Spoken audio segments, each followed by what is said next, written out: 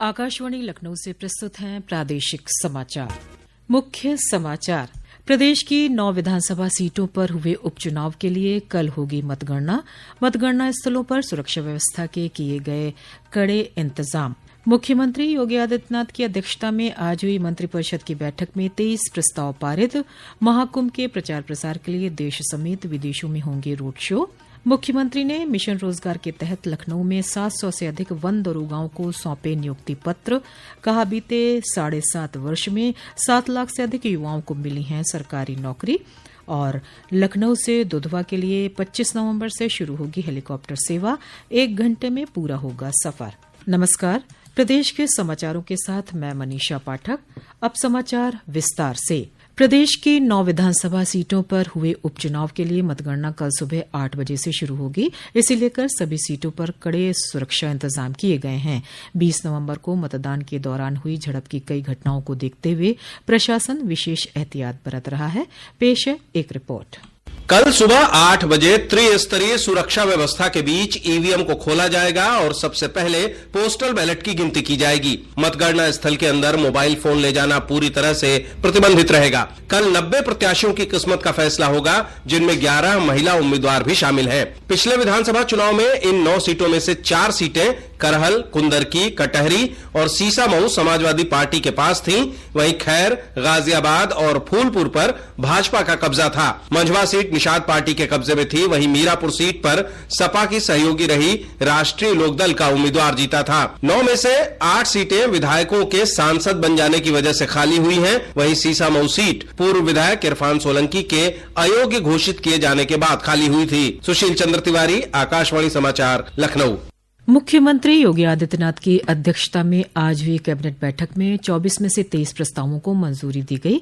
मंत्रिपरिषद की बैठक में महाकुंभ के प्रचार प्रसार के लिए देश समेत विदेशों में रोड शो करने के प्रस्ताव को पारित कर दिया गया। नगर विकास मंत्री AK शर्मा ने बताया कि इन रोड शो पर करीब 48 करोड़ रुपए का खर्च आएगा। माननीय मुख्यमंत्री जी की इच्छा थी कि अपनी पुरातन संस्कृति के इस भव्य विरासत का प्रचार प्रसार भारत के अनेक शहरों में और भारत के बाहर भी अनेक देशों में, जो विशेष रूप से हमारी संस्कृति से जो लोग संबद्ध हैं, कुछ ऐसे देश हैं जो हमारे बहुत सारी बातों को स्वयं मानते भी हैं, उनका पालन भी करते हैं, तो ऐसे देशों में रोड शो किया जाए। साथ ही विदेश में इंडोनेशिया, मॉरिशस जैसे देश और अन्य भी, अगर सूचना विभाग को लगेगा कि इन्हें भी अन्य देशों को भी इसमें जोड़ना चाहिए, तो वहाँ उनको भी जोड़ करके रोड शो करने की बात माननीय मंत्री परिषद ने मंजूर किया है।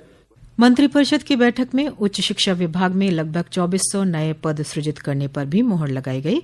प्रदेश के उच्च शिक्षा मंत्री योगेंद्र उपाध्याय ने कहा कि इससे प्रदेश में उच्च शिक्षा के स्तर में सुधार आएगा। अब 71 तो सीधे प्राचार्य के पद और लगभग 1136 सहायक आचार्य के पद और लगभग 639 क्लास 3 और 710 क्लास 4 ये पद सृजित होंगे और रोजगार के अवसर इन लोगों को मिलेंगे।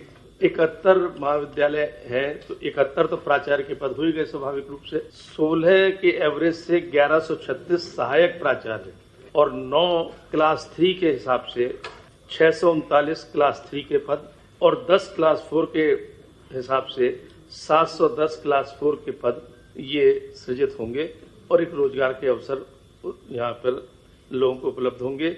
इसके अलावा महाकुंभ के आयोजन के लिए गृह विभाग की 200 अतिरिक्त वाहनों की मांग को भी कैबिनेट ने मंजूरी दी है। साथ ही चित्रकूट में 800 मेगावाट का सोलर पावर प्लांट लगाने, नोएडा सेक्टर 51 से ग्रेटर नोएडा तक नॉलेज पार्क, मेट्रो प्रोजेक्ट समेत अन्य प्रस्तावों को मंजूरी दी गई है। वहीं नजूल अध्यादेश का प्रस्ताव स्थगित किया गया है। मुख्यमंत्री योगी आदित्यनाथ ने मिशन रोजगार के तहत लखनऊ में उत्तर प्रदेश अधीनस्थ सेवा चयन आयोग से चयनित 701 वन दरोगाओं को नियुक्ति पत्र बांटे। इस अवसर पर मुख्यमंत्री ने कहा कि नव नियुक्त वन दरोगाओं में 140 महिलाएं शामिल हैं, जो महिला आरक्षण नीति के तहत किए गए प्रयासों का प्रमाण है।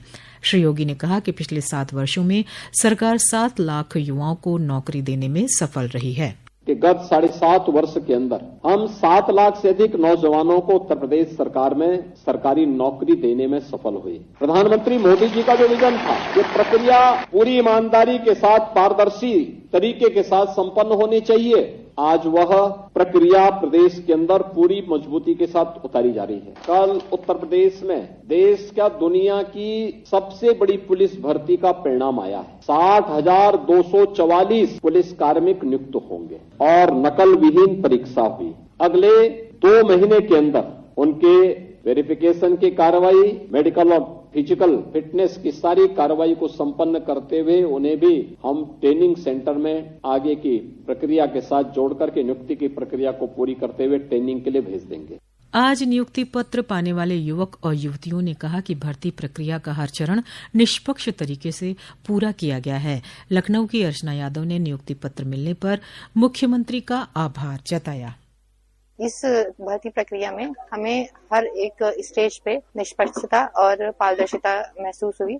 रिटन एग्जाम से लेके फिजिकल, मेडिकल और आज नियुक्ति पत्र देने तक हर एक स्टेज पे बहुत ही निष्पक्ष तरीके से ये प्रक्रिया पूर्ण कराई गई है। इसके लिए मैं समस्त प्रशासन और माननीय मुख्यमंत्री जी का धन्यवाद करती हूँ।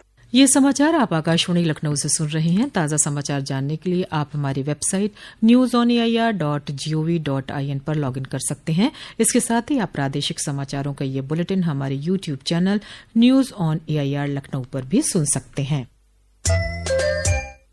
समाचारों में आपका फिर स्वागत है।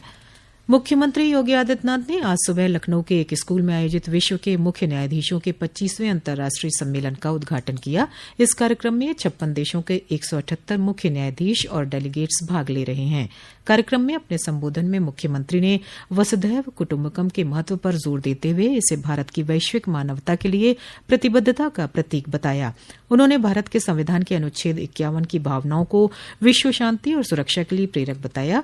श्री योगी ने प्रधानमंत्री नरेंद्र मोदी के संयुक्त राष्ट्र के समिट ऑफ द फ्यूचर में दिए गए संबोधन की चर्चा करते हुए कहा कि युद्ध समस्याओं का समाधान नहीं है। सर्वोच्च न्यायालय ने आज वाराणसी के काशी विश्वनाथ ज्ञानवापी प्रबंधन समिति और भारतीय पुरातत्व सर्वेक्षण को नोटिस जारी किया है। जस्टिस सूर्यकांत की अध्यक्षता वाली बेंच ने ज्ञानवापी में वजूखाने के एएसआई द्वारा किए गए सर्वेक्षण पर प्रतिवादी पक्ष से 2 हफ्ते में जवाब देने को कहा है। मामले की अगली सुनवाई 17 दिसंबर को होगी। प्रधानमंत्री नरेंद्र मोदी 24 नवंबर को आकाशवाणी पर मन की बात कार्यक्रम में देश विदेश के लोगों के साथ अपने विचार साझा करेंगे। मन की बात कार्यक्रम को रविवार सुबह 11 बजे आकाशवाणी और दूरदर्शन के पूरे नेटवर्क, आकाशवाणी समाचार वेबसाइट और मोबाइल ऐप पर प्रसारित किया जाएगा। अब पर्यटक लखनऊ से दुधवा का सफर हेलीकॉप्टर से पूरा कर सकेंगे। उत्तर प्रदेश में पर्यटन को बढ़ावा देने के लिए राज्य सरकार ने हेलीकॉप्टर सेवा शुरू करने की तैयारी की है। इसकी शुरुआत लखनऊ से दुधवा के बीच 25 नवंबर से होगी। लखनऊ से दुधवा सड़क मार्ग से जाने में 4.5 घंटे का समय लगता है। वहीं हेली सर्विस शुरू होने से ये समय घटकर 1 घंटे हो जाएगा। दुधवा के लिए यह हेलीकॉप्टर सेवा चौधरी चरण सिंह अंतर्राष्ट्रीय हवाई अड्डे से पलिया राजकीय हवाई पट्टी तक होगी। प्रसार भारती के अध्यक्ष नवनीत कुमार सहगल ने कहा कि समाज के हर वर्ग तक पारिवारिक मनोरंजन का प्रसार करना प्रसार भारती का कर्तव्य है। प्रसार भारती के ओटीटी प्लेटफॉर्म वेव्स के उद्घाटन के बाद श्री सहगल ने मीडिया को बताया कि इस मंच से दूरदर्शन के अभिलेखागार वाले सभी कालजयी कार्यक्रमों का प्रसारण किया जाएगा। प्रसार भारती के मुख्य कार्यकारी अधिकारी गौरव द्विवेदी ने बताया कि इस ओटीटी से लगभग 12 भाषाओं में कार्यक्रम प्रस्तुत होगा। इसमें सभी बोलियों में कार्यक्रम प्रस्तुत किए जाने की भी योजना है। ये उचित ही है कि प्रसार भारती भी डिजिटल डोमेन में प्रवेश करे और इसके माध्यम से भारत भर में सुदूर क्षेत्रों में जो लोग रह रहे हैं उन तक अपना कंटेंट पहुंचा सकें और जो भारतीय मूल के लोग हैं जो अन्य देशों में हैं उनको भारत के हिस्टोरिकल आर्काइव्स हैं, हमारे एंटरटेनमेंट प्रोग्राम्स, हमारी फिल्म्स, सब कुछ एक पैकेज में उपलब्ध कराएं। अंत में मुख्य समाचार एक बार फिर। प्रदेश की 9 विधानसभा सीटों पर हुए उपचुनाव के लिए कल होगी मतगणना।